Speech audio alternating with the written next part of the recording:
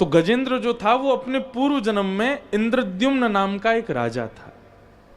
बहुत ध्यान से सुनिए, इंद्रद्युम्न नाम का राजा था और उस राजा के भेष में उसने अपने ठाकुर जी के लिए इस स्तुति को बनाया था, गजेंद्र मोक्ष स्तुति को। लेकिन उनसे एक अपराध बना जिसके कारण उनको पुनर्जन्म में गजेंद्र एक जानवर बनना पड़ा। वो अपराध क्या था? अपने ठाकुर जी की सेवा कर रहे थे और तभी किसी संत का आगमन हुआ। तो संत जैसे ही आए तो इनको पता चल गया था कि मेरे घर पर एक संत आए हैं, लेकिन इन्होंने फिर भी क्या किया, उनकी तरफ देख करके एक बार भी ऐसे नहीं कहा कि महाराज जी विराजो, मैं सेवा कर रहा हूं, बल्कि देख करके मन में विचार किया अब इनको प्रणाम और करना पड़ जाएगा। तो ऐसा नजरअंदाज करके सेवा ही करने लगे, मानो उनको ऐसा लगे कि मैंने देखा ही नहीं है। और इस वैष्णव अपराध के कारण, सोचिए कितनी छोटी सी बात है ये, कि आपके घर कोई महापुरुष आए और आपने उनको देख करके एक मिनट के लिए बस नजरअंदाज किया, और सेवा करने के बाद इंद्रद्युम्न राजा ने, किसी सेवक ने जगह, वो संत आए, अच्छा अच्छा अच्छा, अरे महाराज जी मैं तो पहचान ही नहीं पाया, आप पधारे थे, जबकि वो जानते थे कि आए हैं। और इसी अपराध का दंड मिला उनको कि उनको पुनर्जन्म लेना, मतलब दूसरे जन्म में उनको गजेंद्र बन के आना पड़ा। गजेंद्र बन के आए, जब ग्राह ने पकड़ लिया, परिवार सब छोड़ के चला गया, 3 दिन तक कोई निकाल नहीं पाया, तब नेत्र बंद करके उसने मन में विचार किया कि मैं किसके लिए आया हूं पृथ्वी पर, कोई मेरा नहीं है। हे नाथ, मेरे पूर्व जन्म का कोई संचित पुण्य तो होगा मेरे जीवन में जिसकी वजह से मेरा जन्म हुआ है। कृपा करके उस पुण्य के फलीभूत ही मुझे कुछ आस्वादन कराने का अवसर दीजिए। तुरंत गजेंद्र को अपने पूर्व जन्म की रची हुई वो स्तुति याद आ गई और गजेंद्र ने गाई।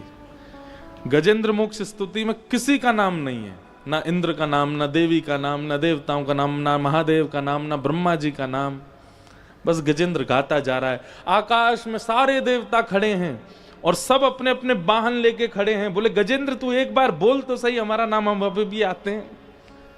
गजेंद्र ने किसी का नाम नहीं बोला।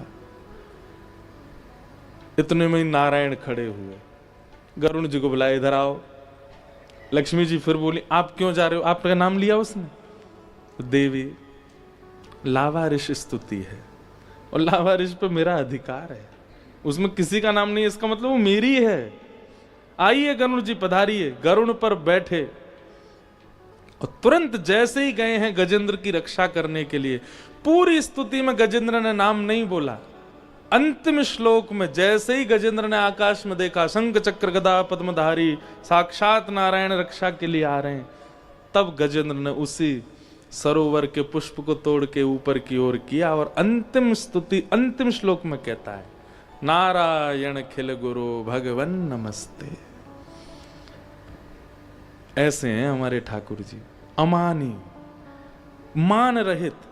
और एक बात हम आपको कह दें, जैसे लड़का लड़की ब्याह करते हैं तो गुण मिलाते हैं ना, आजकल दूसरा फॉर्मेट शुरू हो गया है कि पहले ही बातचीत करके एक दूसरे के वाइब्स मिलाते हैं। कुंडली मिल गई, परिवार मिल गए, सब मिल गए, लेकिन भाई ब्याह क्यों नहीं हुआ? बोले वाइब्स मैच नहीं हो रही हैं। आजकल बहुत विचित्रता चल रही है इसमें भी। व्यवहार विचार मिलने चाहिए, वो जब तक मिलेंगे नहीं तब तक कैसे ब्याह होगा? ठीक वैसे ही ठाकुर जी भी वाइब्स मैच करवाते हैं, जिससे ठाकुर जी को लगता है कि हाँ हमारे गुण मिल रहे हैं भैया, ये हमारी तरह अमानी ही है, ठाकुर जी उसी से ही मिलते हैं। 1% भी किसी के चित्त में यदि मान हो जाता है किसी भी वस्तु का, किसी भी भाव का, ठाकुर जी फिर त्याग करते हैं, नहीं मिलते। इसलिए अमानी रहिए। हम लोगों के अंदर एक बहुत बड़ा दोष है, दोष तो बहुत सारे हैं, उनमें एक दोष यह भी है, क्रेडिट लेना चाहते हैं हम। हमको लगता है कि मैंने ये किया, इसका मुझे कोई श्रेय क्यों नहीं दिया गया, मुझे दीजिए। कथा में बहुत सीमित लोग हैं, पर कुछ लोगों को यहां आ रहे हैं जो जानते हैं या जिनका फोन आ जाता है, उनको बता देते हैं कि आप लोग आइए। प्रचार तो नहीं कर रहे हैं ज़्यादा कि बहुत लोग आ जाएंगे, नहीं तो। पर हमारे मध्य प्रदेश में एक जिला है सागर, वहाँ के विधायक जी बैठे हैं और देखिए चुपचाप आकर के बैठ गए हैं। इनके प्रशंसा करने का विषय मेरा कोई मान बढ़ाई देना नहीं, एक सीखने की भावना है। क्या मान रहित हैं, मान नहीं। और ये मैंने अनुभव कर लिया कि ठाकुर जी को मान रहित व्यक्ति अति प्रिय है।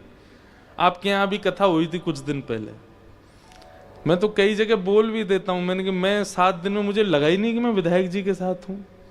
कोई ऐसा व्यवहार नहीं, कोई ऐसी विचार नहीं, बहुत सरल स्वभाव। ऐसी हमारी हिंदू जी हैं, ये भी बहुत सरल सहज हैं। इनको कोई कैसे बोल दे, न्यायाधीश न्यायालय में बैठी हैं, खूब न्याय किए हैं, पर सरल स्वभाव है।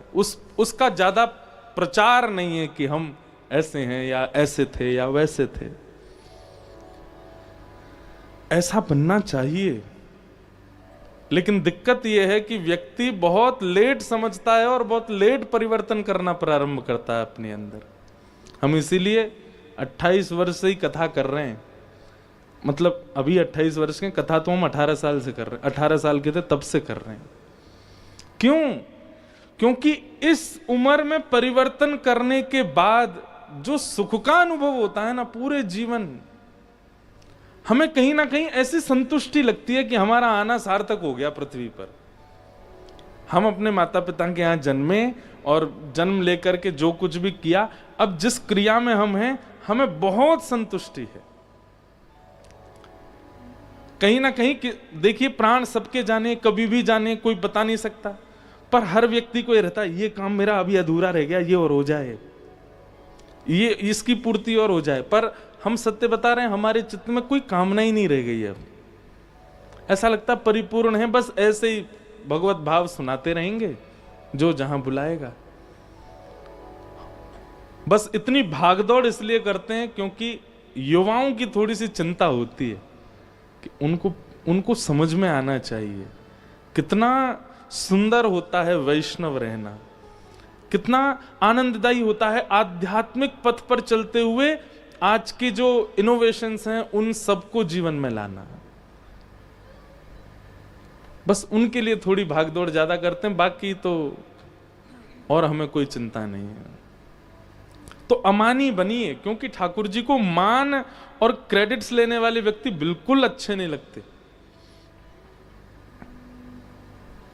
किसी की ब्याह सक्सेसफुल हो जाए तो बीच में 5 लोग बोलने वाले, हमने ही तो बताया था, हमने ही तो बताया था, हमने ही करवाया इन दोनों का, लड़की कहाँ वो वहां थी, वो लड़का कहाँ वहां था, हमने ही मिलवाया जोड़ा। और जैसे दोनों के डिवोर्स हो जाए तो वही बिचौलिया भाग जाता है, उसके अते पते नहीं, ढूंढे से नहीं मिल रहा, कहाँ गया भाई, तेने ही तो करवाया था। भाई देखो करवाया भले ही, हमने पहले ही बोल दिया था, आपस में जांच पांच कर लो, हमसे मत कहना फिर। तो ऐसी स्थिति लाते ही क्यों हो? एक बात कहें, थोड़ा पर्दे में रहना सीखिए, कुछ करके थोड़ा छुप के रहना सीखिए, कुछ बना करके अंतर ध्यान होना सीखे। ठाकुर जी अंतर ध्यान ही रहते हैं, उनका स्वभाव है ऐसा। तो आप यदि तिलक लगाते हैं, कंठी पहनते हैं, नाम जप करते हैं, कथा श्रवण करते हैं, ये सब गुण ठाकुर जी देख लेते हैं।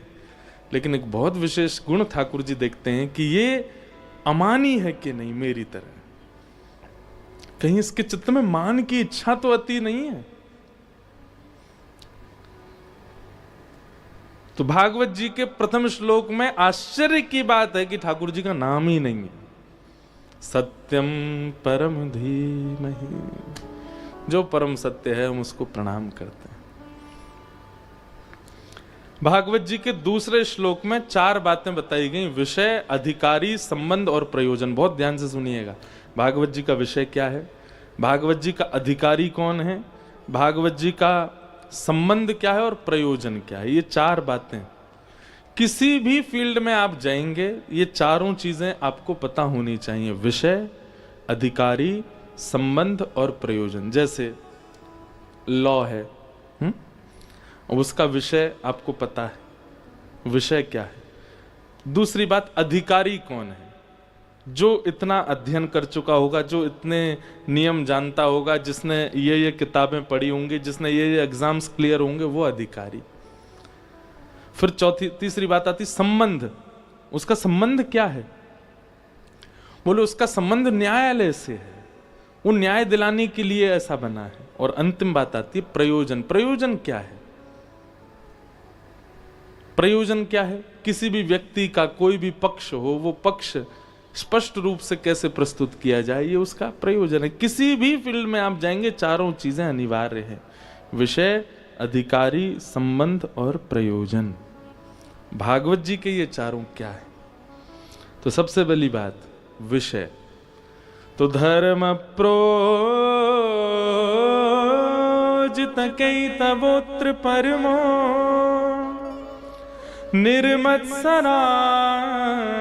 सतां वैद्यं वास्तवमत्र वस्तु शिवदम् तापत्रयोन्मूलनम्।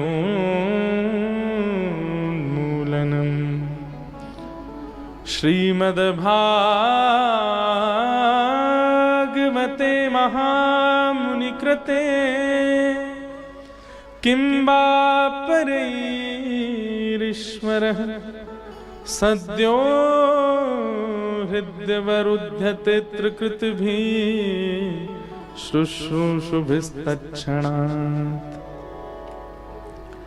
भागवत जी के जब श्लोक गाए जाते हैं ना, बहुत ध्यान से सुना कीजिए। हम आजकल बहुत भीड़ भाड़ में कथा करते हैं, तो हमको यहाँ पे सच बता रहे हैं, हमको आनंद आ रहा है। भीड़ कम है ना। कल हमको इंदू जी कथा के बाद बोली, महाराज जी आप एक काम करो, 200-300 लोग बुला लो। मैंने कहा ये तो ऐसी बात हो गई जैसे हम कोई पॉलिटिशियन है। हाँ भाई 200-300 लोग, नारे वाले बुलाओ। फोन घुमाओ। अब यहाँ तो हम किसी को जानते थोड़ी हैं सुनने वाले, हम तो सीधे सोशल मीडिया पे कहीं पोस्ट हो गई तो अपने आप आते हैं लोग। मैंने कहा वो हो गया तो फिर दिक्कत होगी। पर मैंने कहा कोई नहीं, अब सब तरीके की ऐसा मुझे करने दो, मुझे अच्छा लग रहा है। सीमित लोग हैं, बहुत शांति है, श्लोक गाने में भी सुख मिल रहा है, ऐसा लग रहा है कि 1-to-1 चर्चा हो रही है। तो एक बार एक कथा ऐसी भी होने दीजिए, ये एक अलग एक्सपीरियंस है, अच्छा लग रहा है हमें। तो कहीं ना कहीं हम 9 साल पुरानी वाली कथा कर रहे हैं, बेसिक, और वो मुझे अच्छा लग रहा है। तो इसलिए अब ऐसे ही रहने दें। कोई आना चाहेगा, ढूंढ धाड़ के पहुंच जाए तो ठीक है, नहीं तो यही समझ लिया जाए इस कथा को कि यहाँ चुनिंदा लोग ही हैं जो चुने गए हैं। तो भागवत का विषय क्या है? धर्म प्रोजित कैतवोत्र परमो।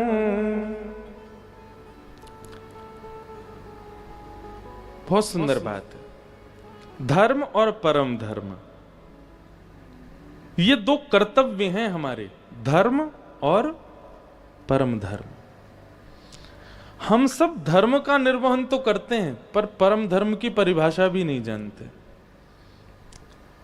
धर्म का निर्वहन कैसे करते हैं? शरीर को स्वस्थ रखने के लिए, प्रसन्न रखने के लिए, ऊर्जावान रखने के लिए, सुंदर बनाने के लिए आप जो भी कर्म करते हो वो सब धर्म है। स्नान करना भी धर्म है, सोना भी धर्म है, वस्त्र पहनना भी धर्म है, भोजन करना भी धर्म है, व्यापार करना भी धर्म है, अपने जॉब के लिए जाना भी धर्म है, क्योंकि इससे आप अपने शरीर का पोषण कर रहे हो। सीधी बात, शरीर के पोषण को, शरीर की श्रेष्ठता को, शरीर की एक मर्यादा को, डेकोरम को सब जगह बनाने के लिए जो हम कर्म करते हैं वो है धर्म।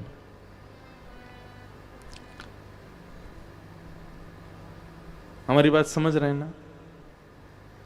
शरीर के लिए जो कुछ भी आपने किया जन्म से लेके आज तक, शरीर जिसमें प्रधान है, वो सब धर्म है। लेकिन जैसे ही आप अपनी आत्मा का चिंतन करने लगते हैं कि भाई खा रहे हैं, पी रहे हैं, सो रहे हैं, हंस रहे हैं, नाच रहे हैं, गा रहे हैं, सब ठीक है, पर अंत के बाद क्या? वो जो भीतर बैठी है एक चैतन्य आत्मा, उसका उद्धार कैसे करूंगा मैं? उसकी चिंता जिस दिन से आपको प्रारंभ हो जाती है, उसी को कहते हैं परम धर्म। आप देहाभिमानी तो बन गए, पर आत्माभिमानी बन जाओ, वो है परम धर्म।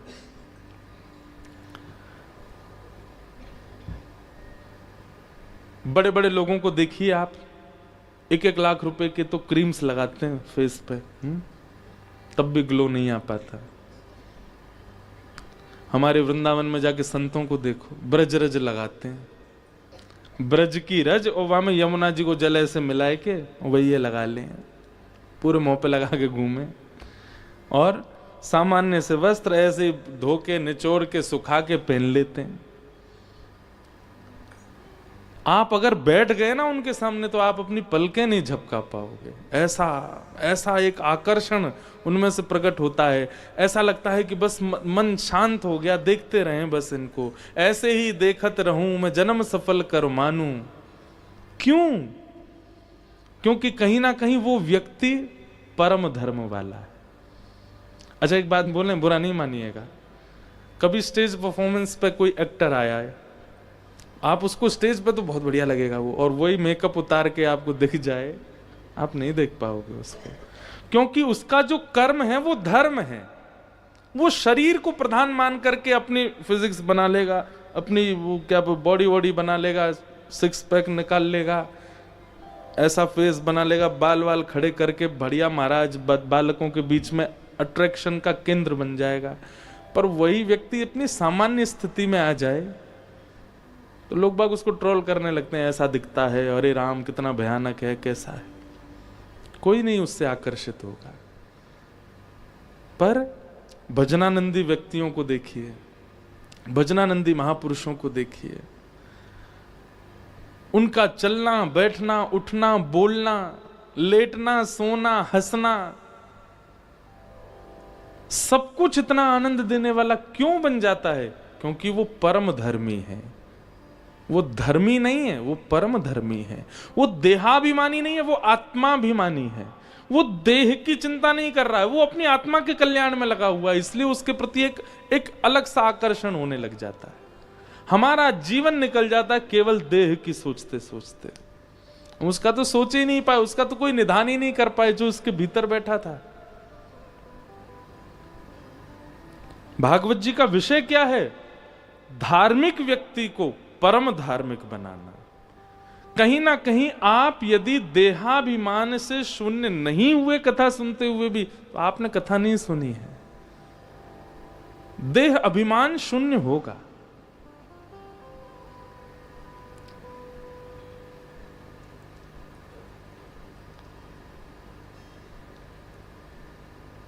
मीराबाई का एक पद में गाता हूं,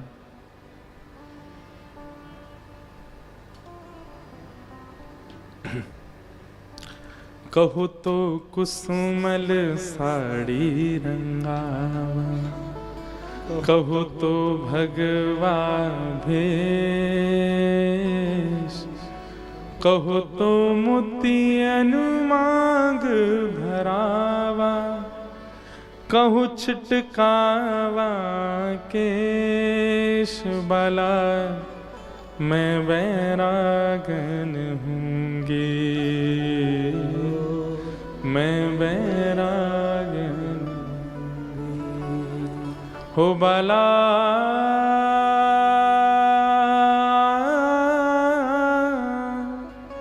मैं वैरागन हूँगी, मैं वैरागन हूँगी,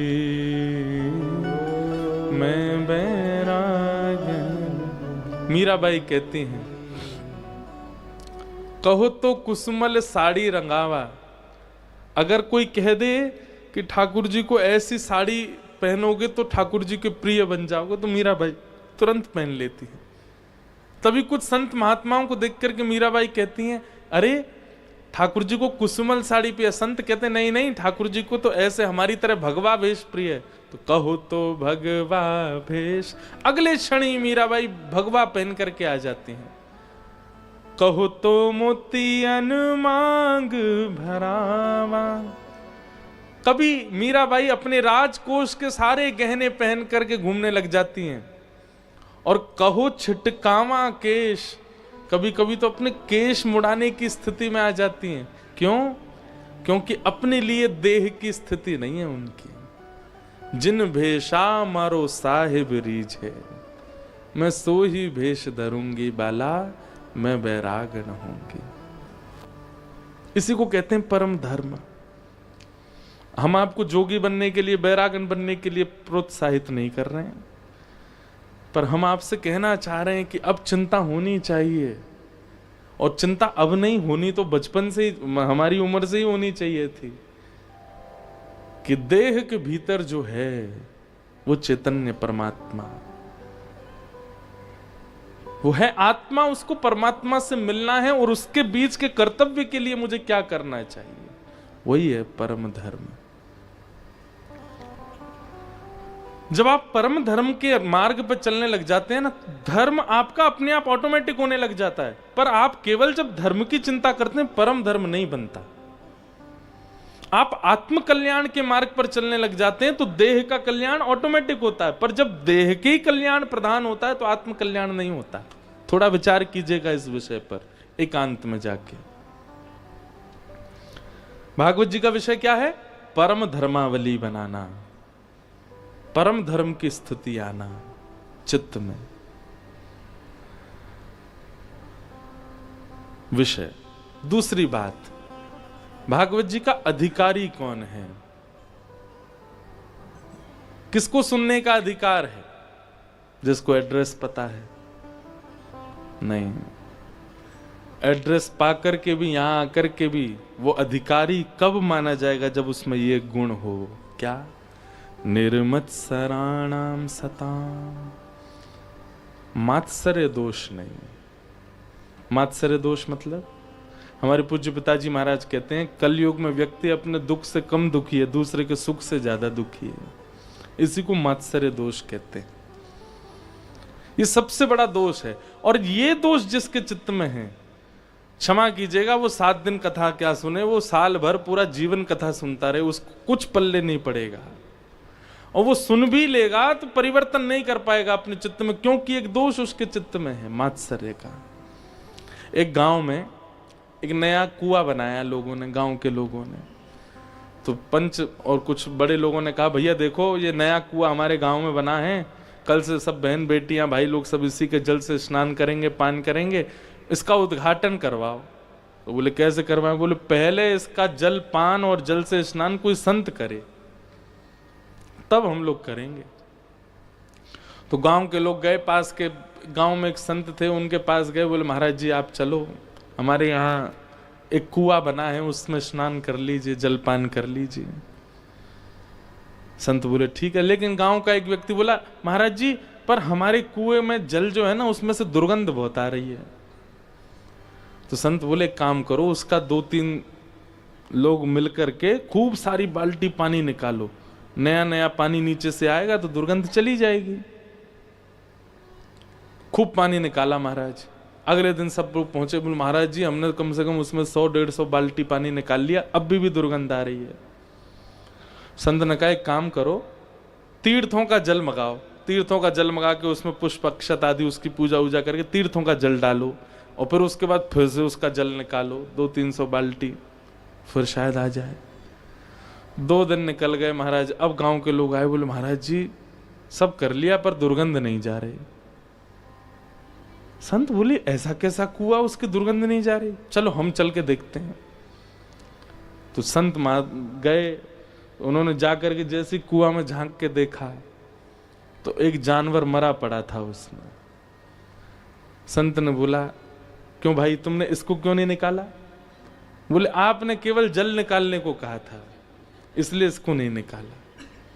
अरे भले आदमी तेरे पांव पूजू, इसको निकाल पहले यहां से। तुम इस ये पड़ा है तो तुम चाहे कितना भी पानी निकाल लो, कितना भी तीर्थों का जल डाल दो, दुर्गंध तो नहीं जाएगी ना। ठीक वैसे ही आप कह रहे हैं महाराज जी हमारे दोष नहीं जा रहे। हमने कहा भाई एक काम करो, प्रयागराज कुंभ में स्नान करके आओ, गंगा जलपान किया करो, यमुना जलपान किया करो, इस स्तुति का पाठ किया करो, सुबह उठ के तिलक लगाया करो, राधा राधा जपा करो, महामंत्र का जाप किया करो।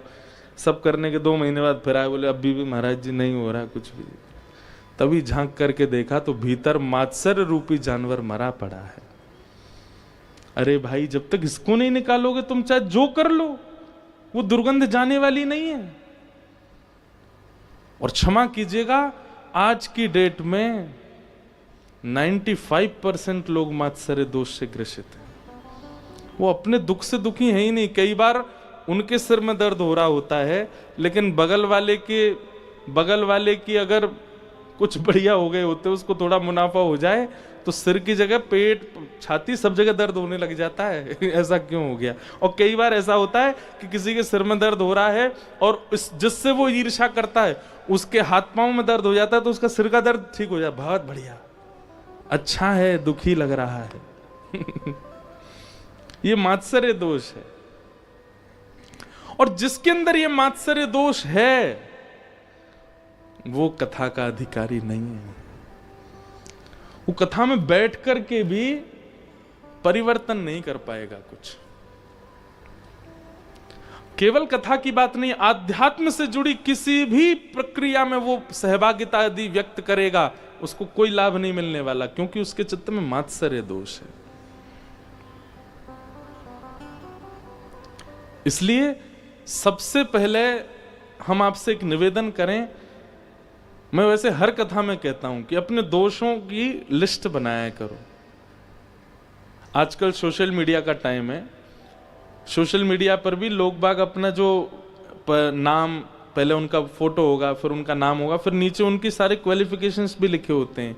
ये पढ़ाई है, ये हॉबी है, ये अच्छा है, सारी अच्छाइयां ही प्रदर्शित कर रखी हैं हमने सब जगह। किसी लड़का लड़की का भी बायोडाटा इधर उधर जाता है, उसमें भी सारे गुण ही गुण लिखे होते हैं। इतनी क्वालिफिकेशन है, इतना ये बनाना जानती हैं, ये खाना जानती हैं, ये करना जानती हैं। दोष हम कहीं नहीं प्रकट करते। नहीं करने इसका मतलब ये नहीं कि आप बायोडाटा में लिख के भेजो भाई कि हम ऐसा ऐसा करते हैं, पर सबसे छुपाना एक बात, खुद से भी छुपाते हैं। हम खुद से भी छुपाते हैं। हमें पता है कि मेरे अंदर ये दोष है, फिर भी हम क्या करते हैं? नजरअंदाज करते हैं, ठीक है। इसीलिए वो दोष और ज्यादा पनपता रहता है। सारे दोषों को एक तरफ रहने दीजिए। आप सब जानते हैं कि आपके अंदर दोष कितने हैं, क्या क्या हैं, सबको रहने दीजिए, पर एक पर काम करना शुरू कीजिए, और वो है मात्सर्य दोष। अगर ये उचित हो गया तो बाकी के जो भी दोष हैं चित्त में, वो सब परिवर्तित हो जाएंगे। निर्मत्सराणाम सताम, मात्सर्य दोष को निकालिए। हम कल जगन्नाथपुरी से आए, तो जगन्नाथपुरी में एक महापुरुष हुए, उनका नाम था जयदेव महाप्रभु, जिन्होंने गीत गोविंद महाकाव्य लिखा। गीत गोविंद महाकाव्य बहुत सुंदर है। गीत गोविंद मुझे तो बहुत प्रिय, मैं गाता भी हूं कथाओं में। धीर समीरे यमुना तीरे, बसती बने वनमाली। संस्कृत में भगवान की अंतरंग लीलाओं को लिखा है आज से 1000 वर्ष पहले। किसने? जयदेव महाप्रभु। ठाकुर जी आज भी लपेट के सोते हैं गीत गोविंद को अपने अंग से। आप कभी जगन्नाथपुरी जाएंगे तो रात्रि 11 बजे के दर्शन कीजिएगा। ठाकुर जी शयन करने जब जाते हैं तो बड़ श्रृंगार होता है ठाकुर जी का, जगन्नाथ जी का। तो बड़ श्रृंगार में एकमात्र ऐसा जगन्नाथ भगवान का मंदिर है जहां पर, सारे मंदिरों में तो रात में श्रृंगार हल्के किए जाते हैं, पर जगन्नाथ जी में विशेष श्रृंगार रात को होता है ठाकुर जी का। फूल मालाएं, पुष्प मालाएं, जो भी सब उतार दी जाती हैं ठाकुर जी की रात में सुलाते समय। पर जगन्नाथपुरी में ये बड़े बड़े ठाकुर जी यहाँ पहनेंगे, इधर लड़ लगाएंगे आंखों के ऊपर फूलों की, अपने हाथों पे भी खूब सारे फूल पहनते हैं, गले में भी खूब फूल पहनते हैं। और उन फूलों के भीतर ठाकुर जी के चारों तरफ लिपटा होता है गीत गोविंद। दर्शन कराएं आपको, हमारी भागवत जी भी गीत गोविंद में ही लिपटी रहती हैं। ये हम आज पहली बार ही करा रहे होंगे ऑन कैमरा। देखो ये जो इस पर लिखे हुए शब्द हैं उड़िया भाषा में, ये गीत गोविंद है। और ये श्री जगन्नाथ जी रोज पहनते हैं, वही वस्त्र है। वहां के पुजारी जी ने हमको दिया ठाकुर जी का, रात में इसको पहन के सोते हैं ठाकुर जी। तो हम तब से अपनी भागवत जी को इसी में ही रखते हैं कि हमारी भागवत जी जगन्नाथ जी हैं, वो इसी को लपेट के सोती हैं रात में।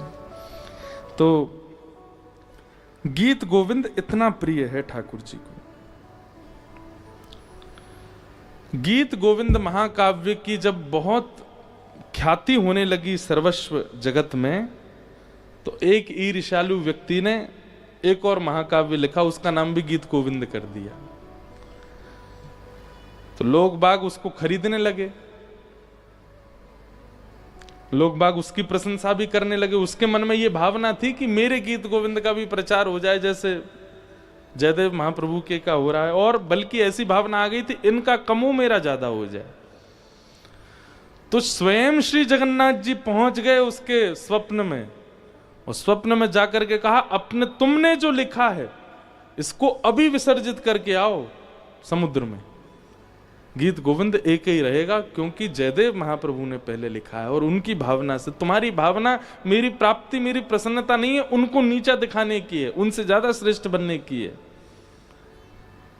तुरंत वो व्यक्ति गए, अपना गीत गोविंद विसर्जित करके आए समुद्र में। ठाकुर जी को सोचिए मात्सर्य दोष से कितनी पीड़ा होती है। दोष तो अनेक होते हैं लोगों में, काम है, क्रोध है, लोभ है। कभी किसी को ठाकुर जी स्वयं समझाने गए हों किसी दोष के कारण? नहीं। पर ईर्ष्या का दोष यदि किसी भक्त के प्रति हो जाता है, ठाकुर जी को प्रिय नहीं। इसलिए मात्सर्य दोष से बचिए। और अगर ये मात्सर्य दोष आपके चित्त में है, किसी की प्रसन्नता, किसी की सफलता आपको सहन नहीं होती है, थोड़ा सत्संग बढ़ाइए अपना, क्योंकि बाकी के दोष नजरअंदाज किए जा सकते हैं, इस दोष को ठाकुर जी नजरअंदाज नहीं करेंगे। मैं कथा में कहता हूं कामियों को भी ठाकुर जी मिले हैं, क्रोधियों को भी मिले हैं, लोभियों को भी मिले, पर ईर्ष्यालु को नहीं मिले। एक भक्त का चरित्र ला करके आप हमें दिखा दीजिए जहां ईर्ष्यावान कोई था ठाकुर जी उसको मिले, नहीं मिलते। इसलिए मात्सर्य दोष इससे बचिए। विषय अधिकारिश्च संबंधश्च। एक बहुत सुंदर एक प्रसंग याद आ रहा है मुझे, पर प्रसंग तो याद आ गया लेकिन उसमें एक पद है, वो पद याद नहीं आ रहा, तो मैं कैसे उसको सुनाऊं ये समझ नहीं आ रहा। एक बार की बात है,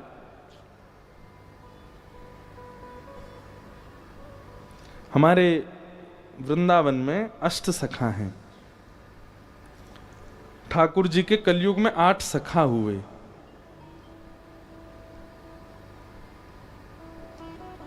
अब जिन लोगों ने हमारी कथा पहले सुनी उनको तो अष्ट सखाओं के बारे में पता होगा, और जो पहली बार सुन रहे हैं उनको नहीं पता होगा।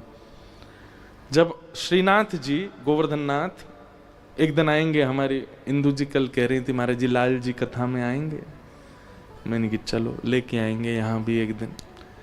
5वें दिन आएंगे ठाकुर जी। तो श्रीनाथ जी हैं, ऐसी भुजा, ये नीचे नेत्र हैं, ये हाथ कटी पर है। तो आप जब गोवर्धन में विराजते थे तो श्रीनाथ जी के 8 सखा थे। इसी कलिकाल में 500 वर्ष पहले ठाकुर जी बाकी लोगों को तो मंदिर में स्थिर दिखाई देते थे, पर इन 8 सखाओं को ठाकुर जी चलते फिरते कूदते आनंद करते सब लीलाएं करते हुए दिखाई देते थे। उनमें से एक हैं जो सब प्रसिद्ध हैं, बहुत लोग जानते हैं, श्री सूरदास।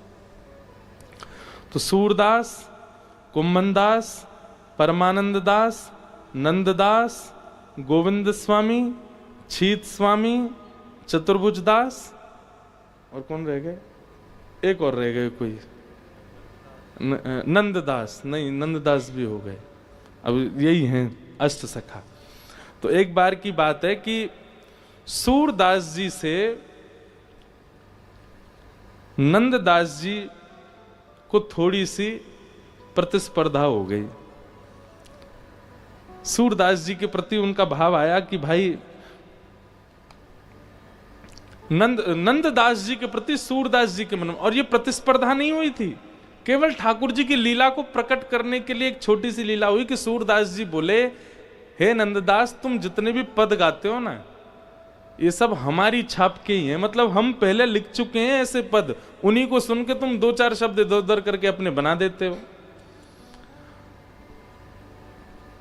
तो नंददास जी बोले, प्रभु आप हमसे बहुत सीनियर हैं, हमसे बड़े हैं, आप ऐसा तो भाव मत कहिए, हमको जो लीला दिखती है हम वैसे पद गाते हैं। तो सूरदास जी ने उनको चैलेंज किया कि तुम कोई ऐसा पद लिख करके दिखाओ जिस पद पर हम कुछ ना टीका टिप्पणी कर सकें, तो हम मानेंगे कि तुम हमसे भी श्रेष्ठ कवि हो।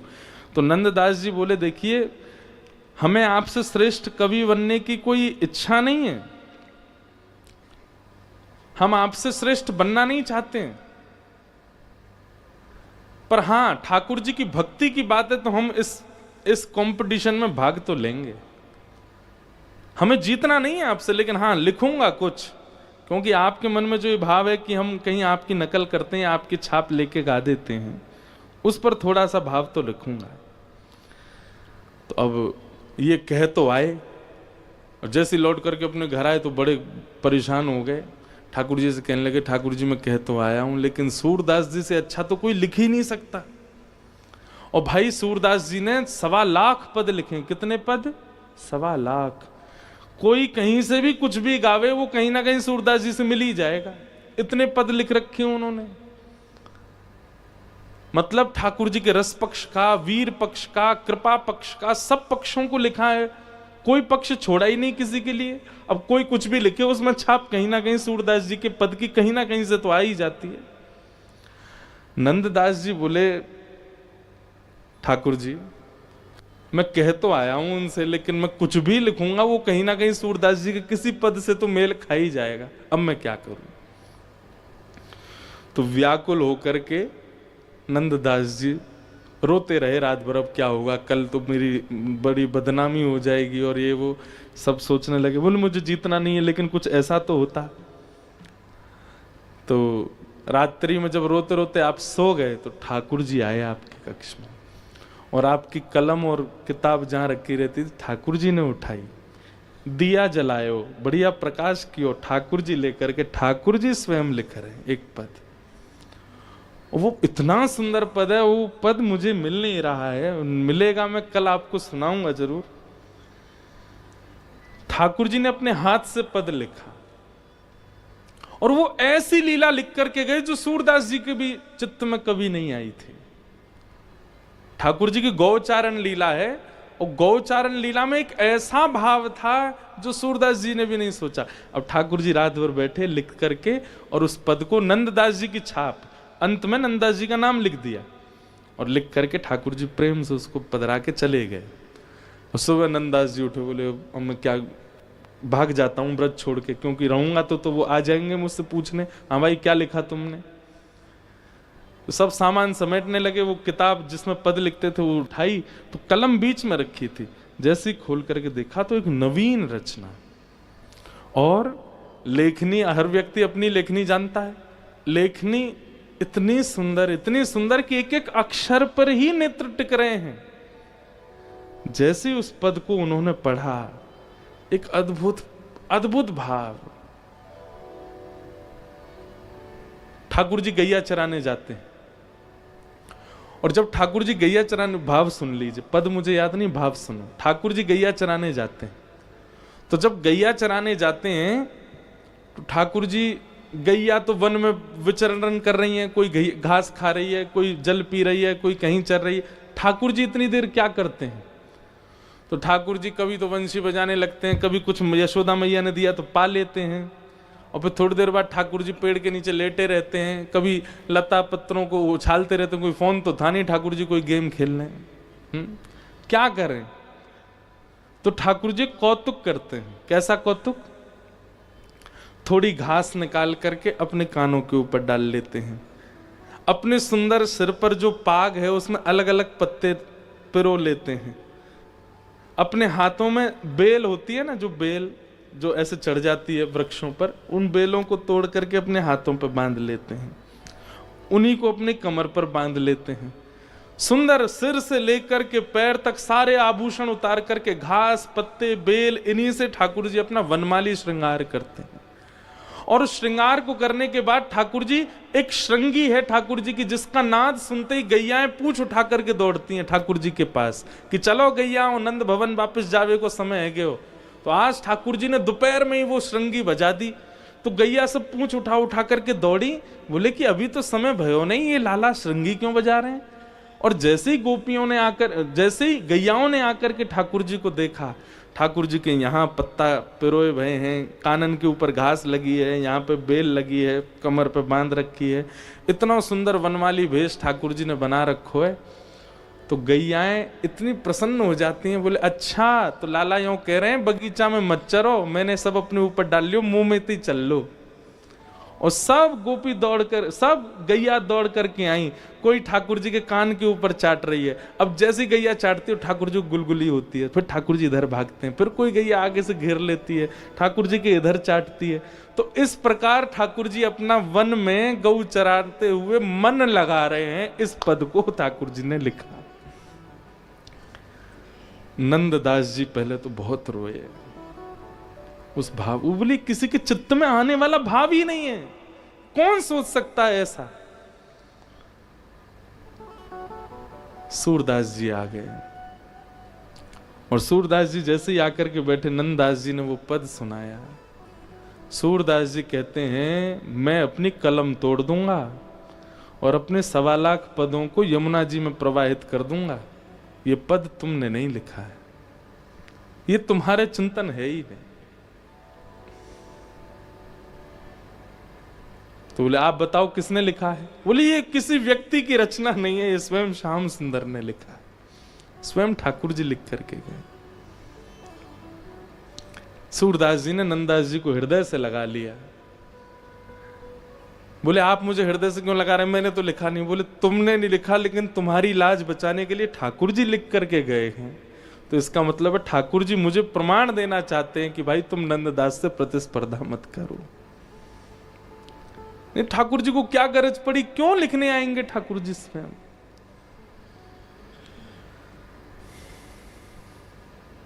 अद्भुत। तो मात्सर्य दोष, इससे बचने का प्रयास कीजिए, ठाकुर जी को यह प्रिय नहीं है।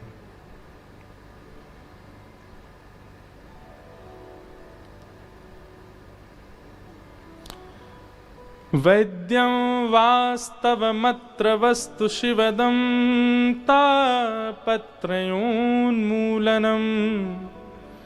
श्रीमद्भागवते महामुनिकृते किं वा परैरीश्वरः सद्यो हृद्यवरुध्यते त्रिकृतिभिः शुश्रूषुभिस्तच्छणा। तो विषय परम धर्म, अधिकारी, मात्सर्य दोष से रहित व्यक्ति, और तीसरी बात आई संबंध। वैद्यम वास्तवमत्र वस्तु शिवदम। कल भी मैंने कहा था कि कथा का मूल उद्देश्य क्या होता है, ठाकुर जी आपको भगवान नहीं लगेंगे, ठाकुर जी नहीं लगेंगे, ठाकुर जी से आपका कोई संबंध स्थापित हो जाएगा। और आप जबरदस्ती आप मत मानना हमें तो ठाकुर जी लाला लगते हैं, हम तो लाला मानेंगे, नहीं, ऐसे नहीं। वो स्वयं बताएंगे कि वो आपको, आपका क्या बनना चाहते हैं, वो आपको किस भाव में, क्यों। फिर ऐसा होगा, राधा रमन जी जाओगे, राधा वल्लभ जी जाओगे, कहीं भी ठाकुर जी का विग्रह देखोगे, आपको वही संबंध में वो दिखा करेंगे। पूरी दुनिया उनको परमात्मा मान रही है, पर वो आपको भैया ही दिख रहे हैं। बोले मेरे भैया ही हैं, ये मेरे लाला ही हैं, ये मेरे प्रियतम ही हैं, ये मेरे सखा ही हैं। आपको उसी भाव में वो दिखने प्रारंभ हो जाएंगे हर जगह। संबंध। वैद्यं वास्तवमत्र वस्तु शिवदं तापत्रयोन्मूलनम्। मीराबाई कहीं भी दर्शन करने जाती थी, चाहे जैसा श्रृंगार हो ठाकुर जी का, पर मीराबाई को सेहरा में ही दिखते थे ठाकुर जी, दुल्हा दुल्हा के रूप में ही दिखते थे। और थोड़ी देर देखने के बाद मीराबाई चरणों को ही देखती रहती थी, मुखमंडल ज्यादा देर देख ही नहीं पाती थी ठाकुर जी का। क्यों? प्रियतम है, संबंध ऐसे स्थापित होगा ठाकुर जी के साथ।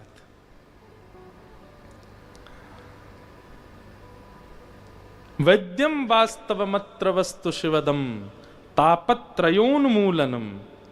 भागवत जी का प्रयोजन क्या है? तापत्रयोन्मूलनम। उन्मूलन किसको कहते हैं? नष्ट को, खींचने को।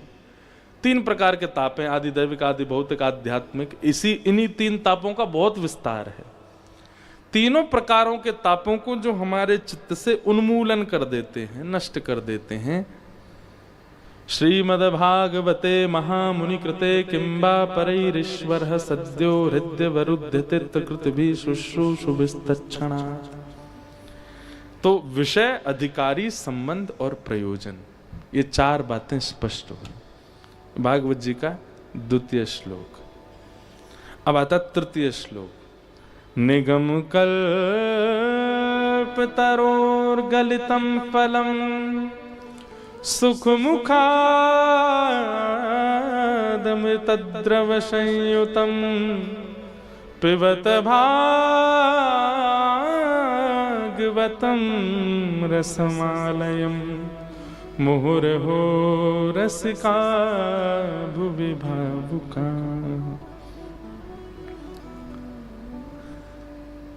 पहला श्लोक देवताओं के लिए था, दूसरा श्लोक श्रोताओं के लिए था, और तीसरा श्लोक वक्ता के लिए। आप लोगों ने दूसरे श्लोक में अपनी भावनाएं, अब ये तीसरा हमारे लिए है। तीसरे में क्या कह रहे हैं? बोले निगम कल्प तरोर गलितम फलम। बोले तुम्हारे सामने क्या रखा है? बोले निगम कहते हैं वेद को, वेद रूपी कल्प वृक्ष का पका हुआ फल तुम्हारे सामने है। हे व्यास जी, हमको भागवत जी कह रहे हैं कि वेद रूपी कल्प वृक्ष का पका हुआ फल, मतलब ऋग्वेद, यजुर्वेद, सामवेद, अथर्ववेद, इन चारों का रस एक फल में है, और वो है श्रीमद् भागवत। यदि आप भागवत जी का श्रवण करते हैं तो ऋग, यजुर, साम, अथर्व, चारों वेदों का रस आपको आ गया।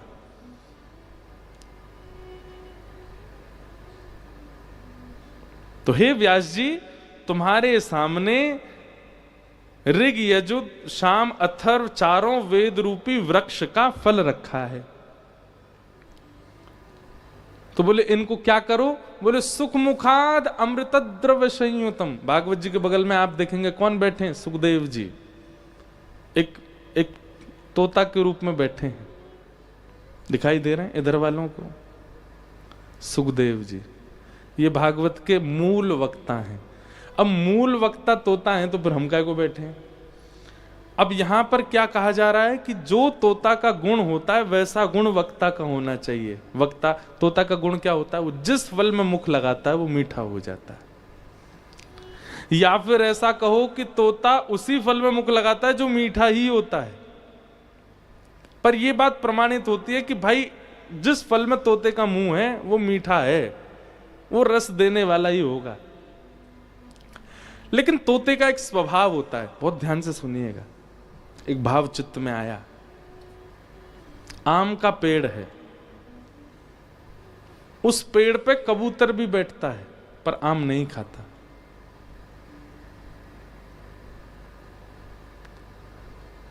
उस पेड़ पर चील भी बैठती है पर आम नहीं खाती। उस पेड़ पर बहुत सारे पक्षी बैठते हैं पर आम नहीं खाते। लेकिन उसी वृक्ष पर तोता बैठ जाए तो तोता बाहर मुख नहीं करेगा, भीतर की तरफ जाएगा, घने उस वन वृक्ष के भीतर जाएगा, अपनी दृष्टि से अच्छे वाले आम को ढूंढेगा और उस अच्छे वाले आम के पास जाकर के अपनी चोंच लगाएगा और उसके रस को पिएगा।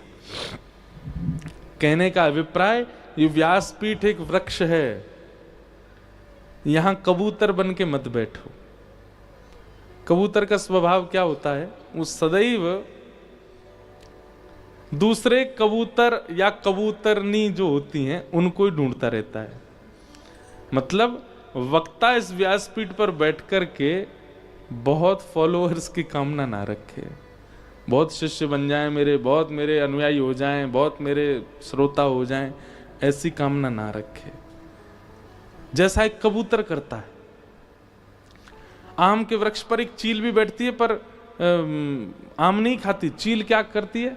मांस ढूंढती है, आम के वृक्ष का सहारा लेती है पर पेट की तपन बुझाने के लिए मांस ढूंढती है। मतलब वक्ता इस व्यासपीठ का सहारा ना ले अपने उदर भरण के लिए या अपने परिवार पोषण के लिए। ठीक है, एक दक्षिणा तो नियमित रूप से दी जाती है वक्ता को, पर वह दक्षिणा निश्चित या फिर वह ना हो तो मैं कथा ना कहूं, ऐसी भावना नहीं होनी चाहिए। चील बन के ना बैठे, कबूतर बन के ना बैठे, तो क्या बन के बैठे? बोले तोता बन के बैठे। बाकी की चीजों को नजरअंदाज कर दे, दक्षिणा को नजरअंदाज करे, लोगों को नजरअंदाज करे, सामने रखे हुए फल को देखे और तोते के भांति मुख लगावे, उसके रस को स्वयं भी लेवे और स्वयं लेकर के जितने लोग सामने बैठे उनको भी वह रस पिला दे। निगम कल्प तरोर गलितम फलम सुखमुखाद अमृतद्रव संयुतम पिबत भागवतम रसमालयम मुहुरहो रसिका भुवि भावुका।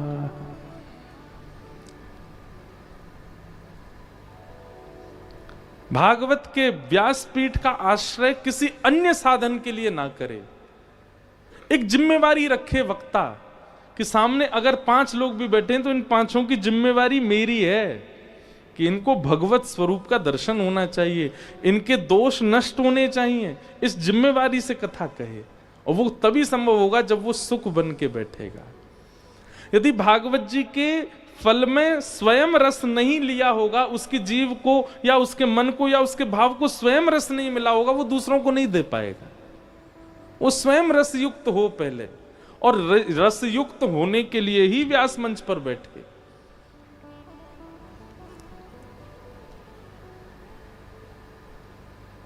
पिबत भागवतम रसमालयम मुहुरहो रसिका भुवि भावुका।